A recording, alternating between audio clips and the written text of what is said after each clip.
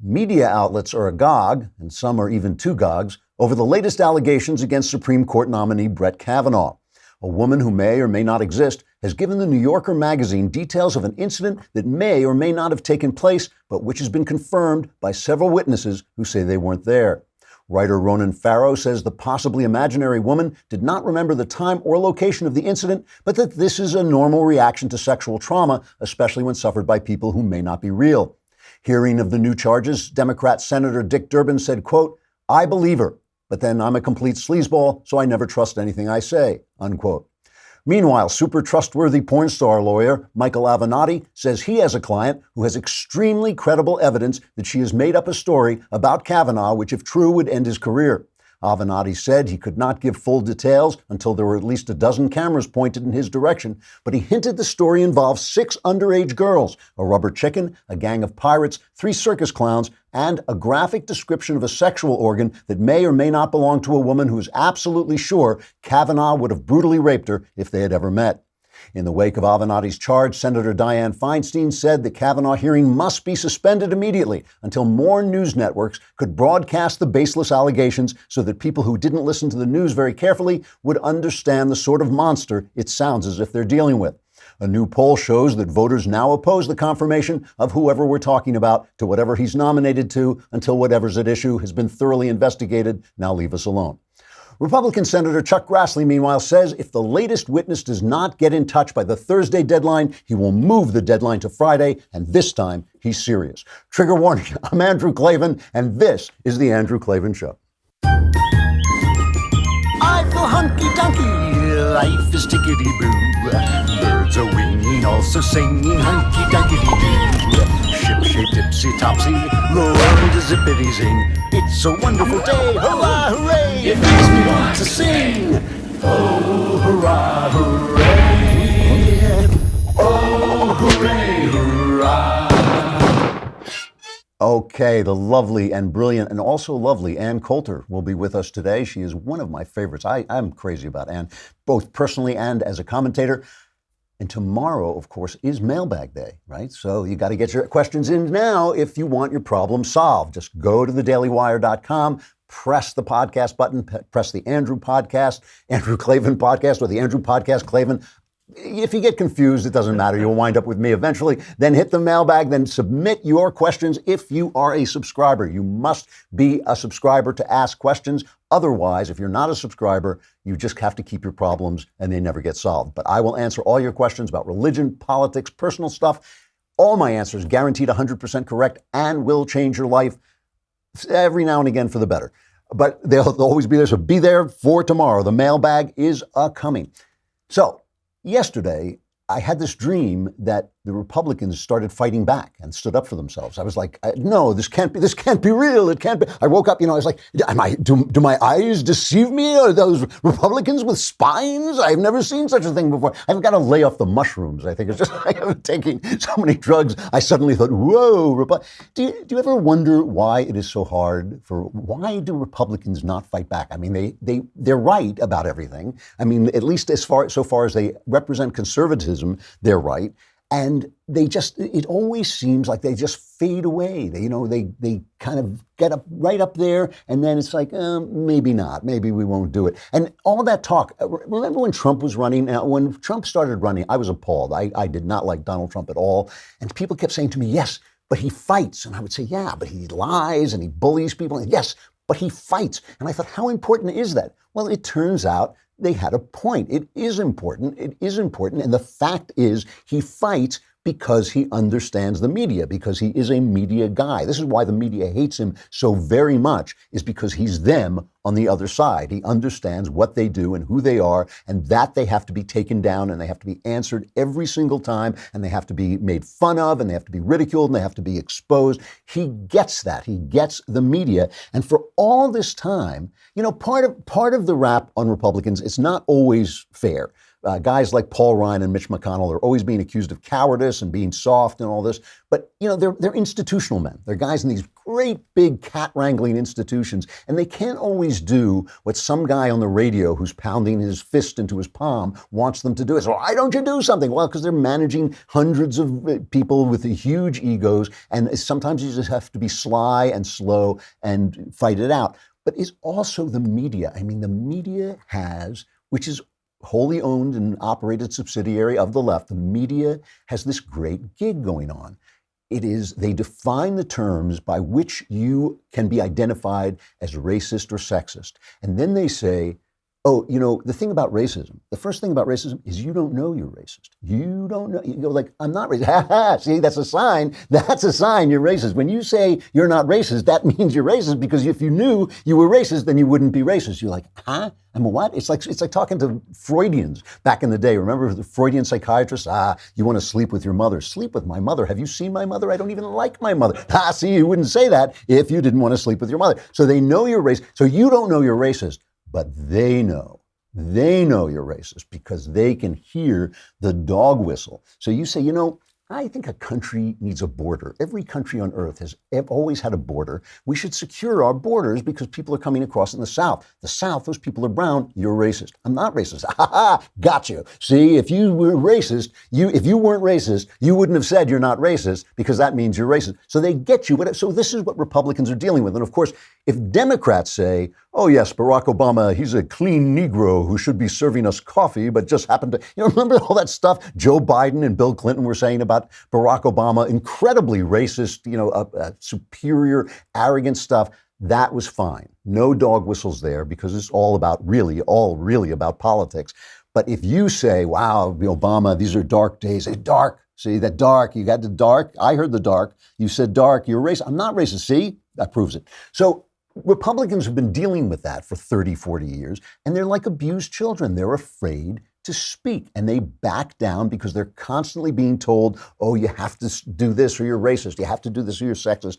This time, they finally figured out they have to stand up, led by a little bit by Trump, who came out and backed Brett Kavanaugh yesterday, but really by Kavanaugh, who finally started to talk back. He went on Martha McCallum's Fox show, The Story, and he just said he is not going to stand down. So play cut number 2.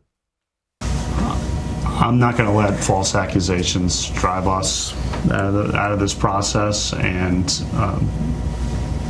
we're looking for a fair process where I can be heard and defend my integrity, my lifelong record of promoting dignity and equality for women, starting with the women who knew me when I was 14 years old.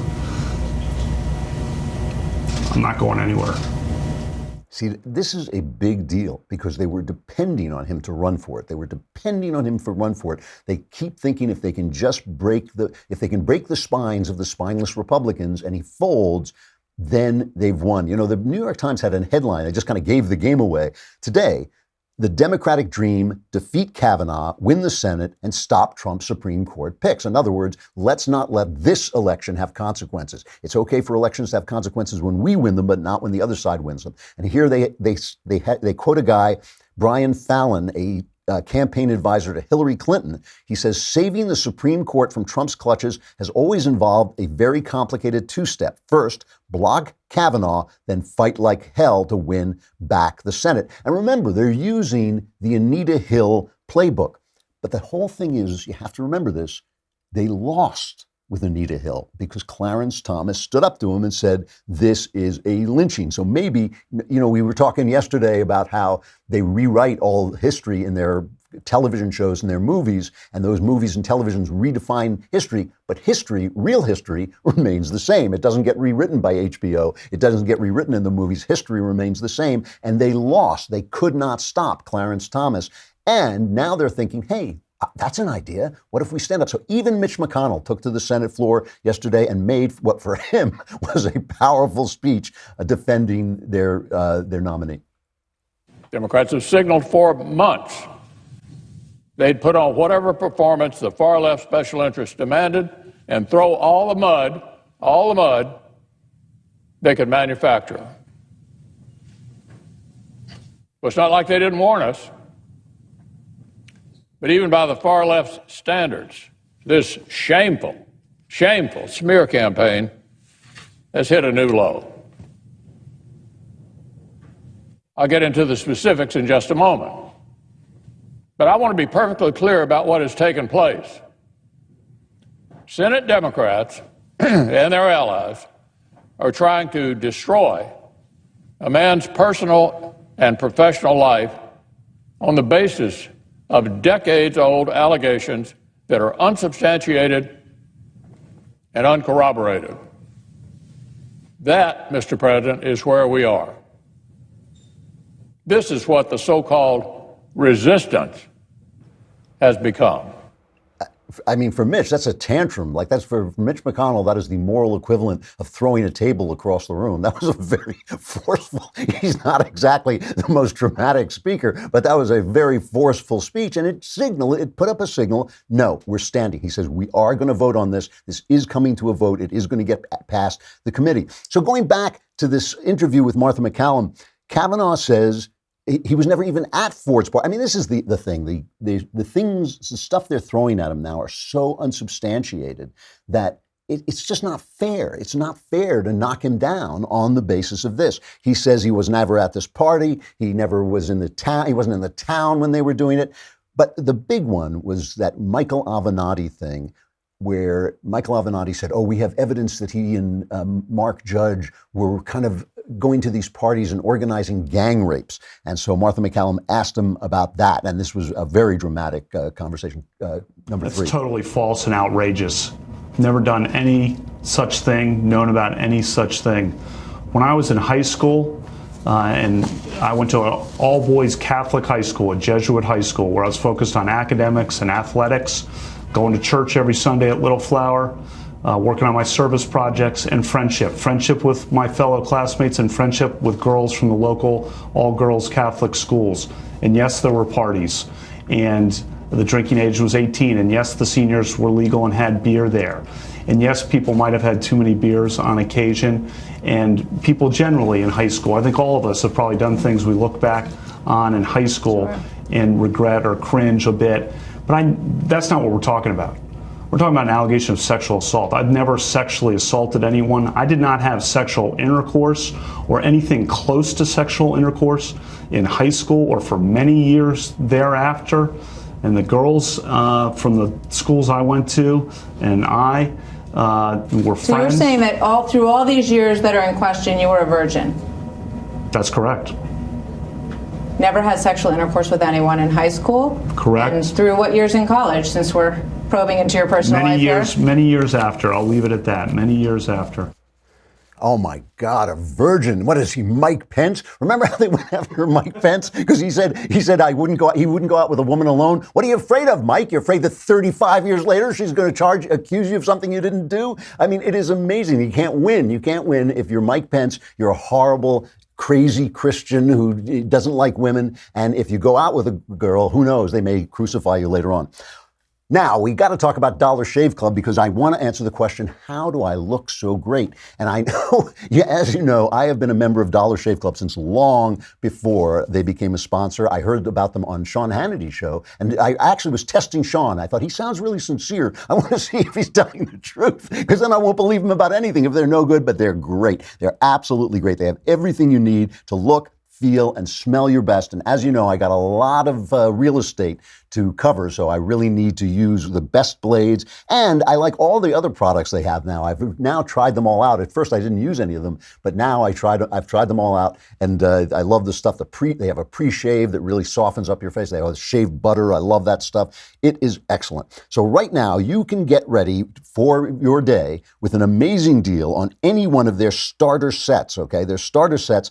They give you stuff like Daily Essentials Starter Set, which has Amber Lavender Body Cleanser, which I know it sounds silly, but I've actually used that as well. But you can't go wrong with any of them. Head over to dollarshaveclub.com/Klavan to pick up your own DSC Starter Set for just $5. After your starter set, products ship at regular price. That's dollarshaveclub.com/Klavan, dollarshaveclub.com/Klavan. You'll finally be able to look in a mirror and say, how do you spell Klavan? It's Klavan.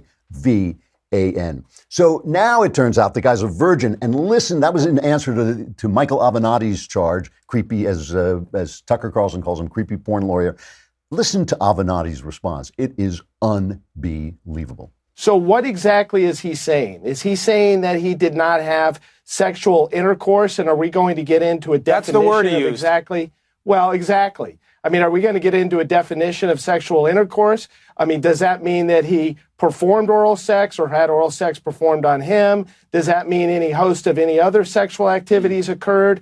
Or does he want America to believe that the only thing that he did until well into his college years was effectively kiss or French kiss a woman? Is that what he wants America to believe? Well, because if the I don't believe it. Well, what if the senators do? Does that clear him? Well, I don't believe it, and I think it shows that he's lying. It shows that he's lying because he doesn't believe it. Hey, when I think of the things I've done, he can't possibly have done that. It's like, you're not too sleazy, Mike. You're just right. And the funny thing is now, by the way, he's locked his Twitter account. Why? Because I don't think I thought he thought they were going to fold. I think they all thought he was going to fold, and they all thought the Republicans were going to fold. Here's Cheryl Gay Stolberg from the New York Times, who suddenly realized, wait, conservatives are fighting back, and she can't believe it. Listen to what she says. They're kind of circling the wagons around Judge Kavanaugh. You saw President Trump come out today and say he stands by him. He's with him all the way. We're told Senator Mitch McConnell is going to make a full-throated endorsement of Judge Kavanaugh when he takes the Senate floor this afternoon. We're already seeing statements from people like Orrin Hatch and Tom Cotton, both Republican senators, saying, let's go ahead with the hearing and go ahead with the vote. And they're attacking Democrats as running a smear campaign. And I think, this is actually galvanizing conservatives, believe it or not. Conservatives are telling me that they are more than ever behind Judge Kavanaugh, that they feel that he's being unfairly attacked. And as you know, we're in the middle of a midterm election season. So this is apparently riling up the conservative base, just as the stories from these women are energizing Democrats, especially Democratic women. Believe it or not, she says, she cannot believe it. When we lie about you, you're supposed to fold. When we start hurling these, baseless accusations on you, you are supposed to back down. Let's see what happens if they stand their ground. I think it is going to be a good thing. So the other thing that was happening yesterday that really cracked me up, especially because of the way the New York Times covered it. The New York Times is like a source of constant satire at this point. Deputy Attorney General Rod Rosenstein, he's been part of this whole D.C. circus, right? And there's this story that was going around that after James Comey was fired, and this was in the guy who was Andrew McCabe, who was the acting head of the FBI after Comey was fired, he wrote memos saying that Rod Rosenstein suggested he would wear a wire, talk to Trump, tape Trump, and then they could get rid of him via Article 25, which says if you can get rid of the president if he's not fit to serve office. Rosenstein says this isn't true. He says some said it was a joke. Brit Hume tweeted today, the dean of Fox commentators. Brit Hume tweeted, according to our sources at Fox News, it wasn't a joke. It was a sarcastic rebuttal to an accusation that he wasn't being tough enough on Trump, as in, what do you want me to do? Wear a wire? Somehow this got construed as a claim that he was joking or that he didn't say it. I have a very unpopular opinion about this, because I know we want to talk about the deep state. We want there to be conspiracies against Trump in the deep state. I believe what Brit Hume said. I believe Rosenstein. Why? Because Rosenstein is a very, very smart guy. You don't have to like him, but he's a very, very smart, talented attorney. He knows there ain't going to be no Article 25. He knows he's not going to wear a wire in there against the president. That is just garbage. I just don't believe it. Nikki Haley and Mike Pompeo were at the UN. They both said that it was also ridiculous. Here's Haley. Literally, I have never once been in the White House where that conversation has happened. I am not aware of any cabinet members that are even talking about that. It is completely and totally absurd. No one is questioning the president at all. If anything, we're trying to keep up the pace with him in the fact that he's got a lot he wants to accomplish very quickly, and we're going to continue to support him in the way that he does that. So they're just trying to keep up with Trump. They're not trying to get rid of him. So yesterday, Rod Rosenstein, anyway, goes over to the White House, and the reporter's saying he's going to resign. He's going to be fired. He's going to be fired. Then he's going to resign. He's going to resign. Then he's going to be fired. First he'll resign and then he'll be fired. No, you're quit. You're fired. All of it. None of it happened. He went over there. Trump's in New York at the UN. So there wasn't going to be any firing, and he wasn't going to resign if he wasn't getting fired. And Trump said, we'll talk on Thursday and we'll find out what's going on. I mean, he should answer for this. This is a serious thing. You don't want your deputy attorney general saying this. So he should answer and talk about what's going on and what he meant and all that. And Trump should find out the truth. And of course, you can always depend on Adam Schiff to be the sleaziest guy in the room. If he and Michael Avenatti ought to start their own law firm. He's like the Joe McCarthy. He says, if he fires Rod Rosenstein, it'll be the Saturday Night Massacre a la Watergate. Rod Rosenstein should under no circumstances resign. If the president intends to obstruct justice, Rosenstein should require him to be fired. He shouldn't take a step affirmatively and essentially let the president off the hook. This looks to me like a slow-moving Saturday Night Massacre. It seems like the only question is whether these steps take place now or they take place after the midterms when the president believes he'll pay less of a political price for it. But the fact that these steps, the firing of Comey, pushing out Rod Rosenstein, whether it's done now or later, the firing of the Attorney General apparently seems contemplated after the election. These are, in their cumulative form, the same as the Saturday Night Massacre and all designed for the same end, and that is to give the president direct control over an investigation in which he may be implicated. So he really is like the reincarnation of Joe McCarthy. Obviously, the Saturday Night Massacre, when Archibald Cox, the investigator into Watergate, Nixon fired him, and he had to fire a lot of people before he could find somebody who would fire him. The Democrats always wanted to go back to Watergate. They hearkened back to Watergate. That was their great triumph when they overturned an election of someone they didn't like without having to go back to the people. And that's what they're trying to imitate with Donald Trump. So they're always thinking about that. But what I love is the New York Times, a former newspaper, the way they report this, they say, even for an administration famous for chaos and rival factions, Monday's events regarding Ron Rosenstein offered a remarkable display of the anxiety gripping the Trump administration. Where was the chaos? The chaos was at the New York Times. The chaos was in the media. The anxiety was in the media. All of this is in the media. And I'm not saying that the White House isn't chaotic. I don't know. I'm not there, but they're not worried about it. It is only the New York Times, and certainly not bothering me. It's not my life. The chaos is in the press.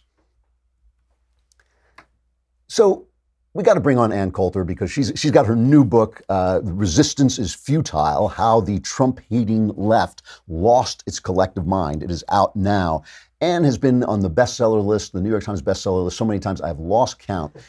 Because when she first came out, she was such a rock star and so beautiful, and she did the dresses and the short dresses and all that stuff. People didn't notice what a terrific writer and researcher she is. And I was living in England when she first became famous, and I was going like, wow, this woman is really something, because she's not, doesn't just look like that, which is spectacular. She still looks spectacular, but she also has got the substance, and she really is a good observer of the political scene. Plus, she has got a mouth on her that is like nothing else. And the other thing, I'm always afraid I'm going to ruin her career by pointing out that in person, she is one of the sweetest people I have ever met. I'm absolutely crazy about her. So here's Ann Coulter talking about her new book, Resistance is Futile. Ann, it's so nice to hear your voice. How you doing? Great to talk to you, Andrew Klavan. So your new book, Resistance is Futile, How the Trump-Hating Left Lost Its Collective Mind. I have to ask you now, you were one of the first early Trump subscribers. I remember you getting mocked on the Bill Maher show for saying he was going to win. Where do you stand on Trump now? How is he doing? Well, you'll notice the cleverness of my book is I don't have to say much about Trump himself. It's about the opposition to him, because I started noticing, I mean, for those of you who follow me assiduously on Twitter know that I'm a little upset with the man for not keeping his promises. I mean, it really was like a miracle candidacy. No, he was never what I had in mind as presidential material, but he was the only one who was saying all of the things that none of the rest of them would say on trade, on immigration, on defending our borders and not other borders. Well, he hasn't really done any of that. And then you have this lunatic opposition to him, and they don't notice the huge huge errors he is making that could drive his base away from him. No. They have to create some crazy Russian conspiracy. This demented loser who's lying about his taxes and is going around assaulting women also managed to engage in a vast international conspiracy with our geopolitical enemy, Russia, to steal the election from the most qualified woman ever to run for that office. So the book, luckily for me, I don't really have to say anything nice about Trump. And in fact, I mean, the one hopeful note I ended on, which the very last sentence, I'll give you a little secret. I only threw in the very last sentence of the entire book because I thought, this is kind of harsh on Trump. and some people are getting annoyed with me for ragging him on Twitter, including him himself. But screw him, build the wall if he wants me to stop. But the final chapter is, maybe the only thing we'll ever get out of this guy is he'll destroy the media, by which I mean the existing mainstream media. We can build a new media on more ethical lines. Because that is what the first 200 pages of the book attacks. The media is just completely out of control with Trump. They have lost their minds, and they're not hurting Trump. They're helping him. They're certainly not helping the country. Well, now let me ask you that. I mean, the book is called "Resistance is Futile." Is it futile? I mean, the polls are kind of showing that people want the Democrats to take back Congress. Do you disbelieve that? I think Republicans are working so hard to ensure there is a blue wave. They may overcome the good efforts of the insane media. I mean, their base is white hot. The odds are, historically, there ought to be a blue wave. Democrats should have a really big year. And is our base excited? Well, there's no wall. And just a couple of days ago, the Washington Post ran a big article talking to various Republican senators who don't even have the decency to lie to the voters. You're up for election and you come out, a few weeks before the most important midterm election in a very long time. And we're never giving you a wall. John Cornyn, I mean, who is advising them, Andrew? Whoever their advisors are, yep, we checked with the American people. They have no interest in a wall. It's really going to help you. I don't even know if they're corrupt or stupid. At least cynically lie to us and pretend we're getting a wall after the midterm elections. And now with this Kavanaugh business. Well, since that was such a big issue, what's stopping them? I don't know. I figured the one thing we were going to get out, well, I say one thing, destroy the media, maybe the only thing now, but on one of the things I loved about the Trump campaign was he really exposed my party, the Republican Party. I knew the Democrats didn't particularly care for Americans. But the hatred for Trump, instead of other Republican candidates grabbing onto his issues, that night on Bill Maher, where I said Trump was the most likely to win the nomination, he was just asking about the nomination then, that was 2 days after what I fondly call the Mexican rapist speech. Trump wasn't even my candidate then. The rest of the tape, I follow up by saying, he's not my candidate. I'm still hoping for a Romney-Scott Walker ticket. Because they're like, serious individuals. They have the background in politics, the sort of thing you want from a presidential candidate. Why didn't candidates like them grab Trump's issues? Wow, this is popular. Americans are willing to put up with a complete lunatic if he will just build a wall, deport illegals, end the job-killing trade deals for once. Do something for the flyover people. Do something for the working class. I'm not working class. This isn't self-interested. But no. Republicans check with their consultants, and the consultants check with the donors. And no, what the American people want is more cheap labor. All right, so let us talk about Brett Kavanaugh. This is, I'm finding this kind of disgusting. It reminds me of Vince Foster's suicide note. Remember where he said that destroying people in Washington is a sport? Yeah. So, first of all, what do you think? Where do you think this is going? I want them to vote today. This is so outrageous. I knew they were going to do this. I'm furious about this. I knew this would come up. You had probably I was in college and law school about the same time as Brett Kavanaugh. No, this didn't happen. This absolutely didn't happen. One girl who says I was her, Ramirez is the woman's best friend in law school. If this had happened, I would have known about it. And no, this didn't happen. And that woman gives her name, as did 5 other close friends of both of them in that dorm room. They give their names and say, absolutely, this never happened. So it's a hit job, but will the Republicans cave? I'm terrified they will. A piece like this would never have been run against anyone else. Yeah. That's not Ronan Farrow's fault. It's the New Yorker's fault.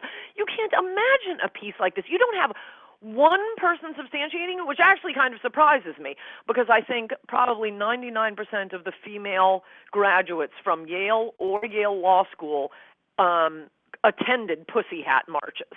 That you can't get 5 of them together to lie about Kavanaugh to save abortion. But I mean, one thing it's worth mentioning, I checked to make sure my recollection was right about this. I looked it up on Nexus. Kavanaugh was one of Ken Starr's lead prosecutors. Right. For those of us who lived through it, Bill Clinton, James Carville, Larry Flint, Harvey Weinstein had a book that did nothing but look into the personal lives of Starr's prosecutors and people like me. I got the book killed. It was called Insane Clown Posse. There was massive investigation. That was Bill Clinton's approach. Attack the people who are investigating me. And they couldn't find Kavanaugh's name was all over the news back then.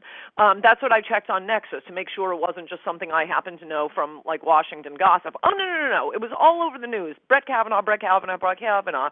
And the Clinton attack machine couldn't find this woman, Ramirez, when he was one of the lead prosecutors on an investigation that led to the impeachment of Bill Clinton for whipping out his penis in front of female underlings. What do you think? What do you think of this entire kind of Me Too thing, where something you did 35 years ago comes back and bites you? Do you have sympathy for the Me Too people, or is it all just a kind of political scam? Well, it's a mixed bag. Some of them I think are great. Some of them are. I mean, you notice it's. I'm not sure I'd call this Me Too. This is borking we're seeing right now. Yeah, it's true. But most of the ones that have been described as Me Too, it was all 100% liberal sexual predators who had been protected for 20 years. Why? Because Hillary Clinton was running for president and they needed to defend Bill Clinton and Teddy Kennedy. And suddenly the dam breaks. Okay, now you can go after friends of Bill and Hillary Clinton. And so the first batch of them, oh my gosh, all liberal men. You couldn't have gotten away with any of that, Andrew. If only I could have. You've talked a lot about, when you're talking about the media, and I agree with you. I think the media is one of the biggest problems we have in the country. I'm an absolutist when it comes to the First Amendment, but they are so corrupt. They need to reform themselves or be beaten into reforming. What are the big lies? I'm running out of time, but could you give me a list of the big lies that they have been selling about Donald Trump that you, as no great friend of Trump's, that you feel are just real big lie stuff? Well, I'll do them roughly in order. One was the Access Hollywood tape. It's a sexual assault. He said they let you do it. Mm-hmm. It was the Access Hollywood tape is the perfect encapsulation of what they do. They had a tape with Trump sounding like a complete idiot and a booer. But they can't just leave it at that. No. We have to leap to, it's a criminal offense. And they were the titanic overreaction to the Access Hollywood tape. I think the public had the same reaction I'm having right now to the false claim in the case of Kavanaugh. Maybe it's unfair to compare them, but the false claims against Kavanaugh, people end up being more outraged by the deliverer of the news. Also, of course, the Access Hollywood tape, the release of that, the husbanding of it and recording of it, that is not illegal, very, very illegal. Certainly, it's the same sort of thing as the allegation that the Russians hacked the DNC's and emails and published them. Information the Democrats didn't want to come out, that was embarrassing to them, truthful, came out before the election. I mean, everything the Russians are accused of is what the media does to Republicans every election cycle. All right, Ann Coulter, you're the best. I mean, I look at all the young women coming up today. You have become a genre. I think you've created an entire generation of commentators. It's always great talking to you. Thanks very much.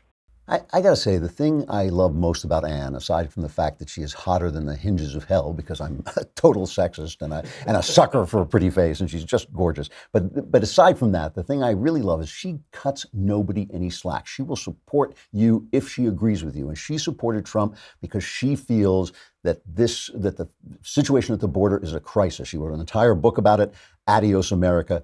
And she has taunted him on Twitter every single day. Every single day she taunts Trump on Twitter saying miles of wall built so far, zero. And she keeps putting out the same tweet. And she has gotten into cursing, four-letter word, back and forths with him in the Oval Office. And she just holds his feet to the fire if he doesn't do the thing that he promised to do that was most important to her. And, when she talks about the press, that he may actually destroy the press so we can reform it and get a more honest media in America, which we really do need, she's right. That may be the most important thing he does. All right, time for sexual follies.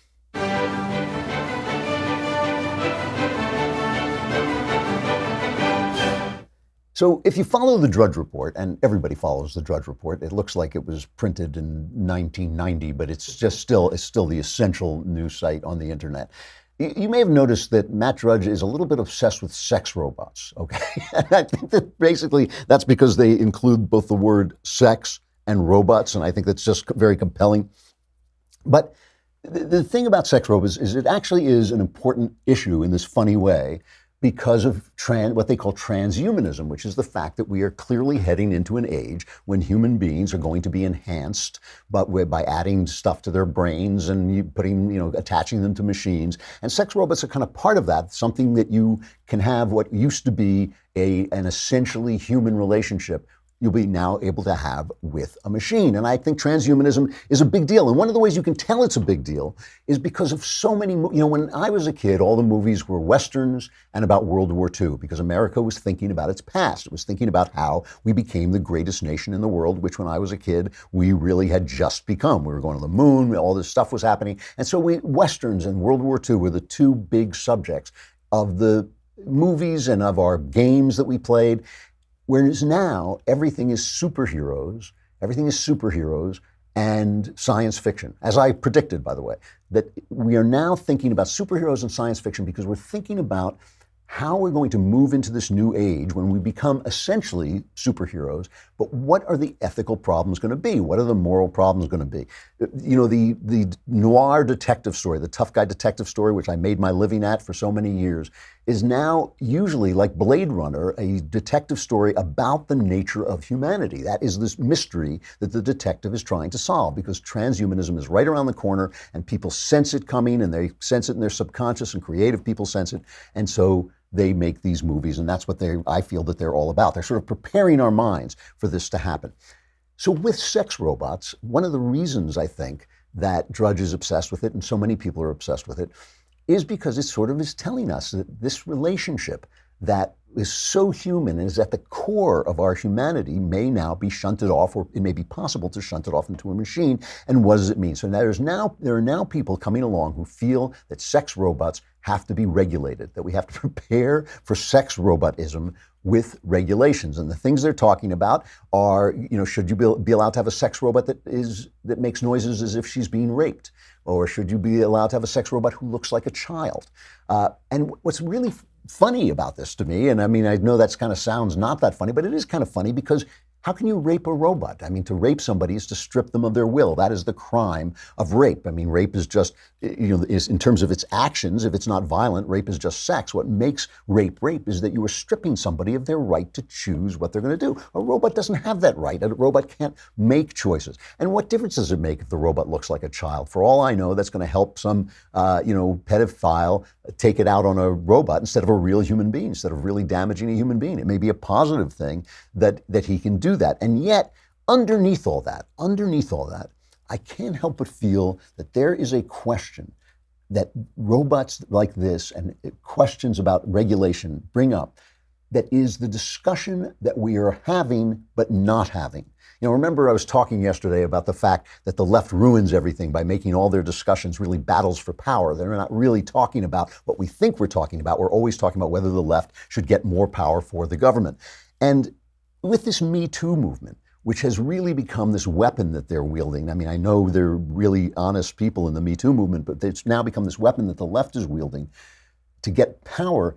Underneath that is a question about the nature of women, the nature of men. It's also in this kind of transgender discussion. What are we like? And the reason I'm so opposed to feminism, the reason I've always been so opposed to feminism, is because I oppose its opposition to femininity, because I think that masculinity and femininity are both things that we need in the world. I think we need women to be feminine and we need men to be masculine, because those two forces make the world whole. And I think the conversation that we really need to be having is, what is a human being? And once we get finished with that, we have to talk about what is a man and what is a woman, because that's the conversation that's underneath the conversation we're having. All right, tomorrow is the mailbag. Be there. You got to subscribe. Go to thedailywire.com, hit the podcast button, hit the Andrew Klavan podcast, hit the mailbag button, and ask your question. If you are a subscriber, ask anything you like. Answers guaranteed 100% correct. Will change your life for the better. God, who knows? Who knows? I'm Andrew Klavan. This is The Andrew Klavan Show. We'll see you again tomorrow.